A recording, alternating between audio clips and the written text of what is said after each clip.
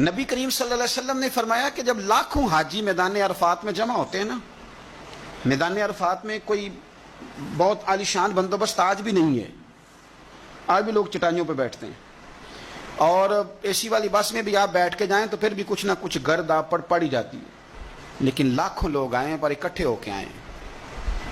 اکیلے اکیلے کوئی میدان عرفات میں جائے اور 9 ذی الحج کے علاوہ جائے تو یہ مقام اسے نہیں ملتا۔ لاکھوں آئے، اکٹھے آئے تو حضرت ابو ہریرہ رضی اللہ تعالیٰ عنہ فرماتے ہیں رب کریم آسمان کے دروازے کھول کے فرشتوں سے فرماتے ہیں ذرا نیچے تو نظر کرو۔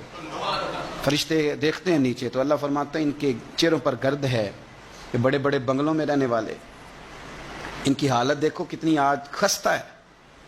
گویا تم نے تو کہا تھا نا یہ فساد پھیلائیں گے، تو فرشتوں مجھے بتاؤ یہ اربوں پتی، یہ مفتی، یہ صوفی، یہ علامہ، یہ شیخ، یہ پیر، یہ اتنے اتنے بڑے لوگ یہ کدھر آئے ہیں بتاؤ؟ تو فرشتے عرض کرتے ہیں اللہ تجھے راضی کرنے آئے ہیں۔ یہ لاکھوں لوگ گھر بار چھوڑ کے تجھے راضی کرنے آئے۔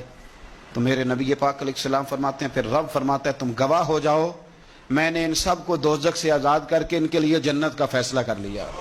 اگلے لفظ سنیں گے تو اور خوش ہو جائیں گے۔ نبی پاک علیہ السلام فرمانے لگے، حضور فرمانے لگے رب فرشتوں سے فرماتا ہے انہیں بھی بخش دیا ہے، اور جن جن کے لیے یہ دعا کریں گے میں ان سب کی بھی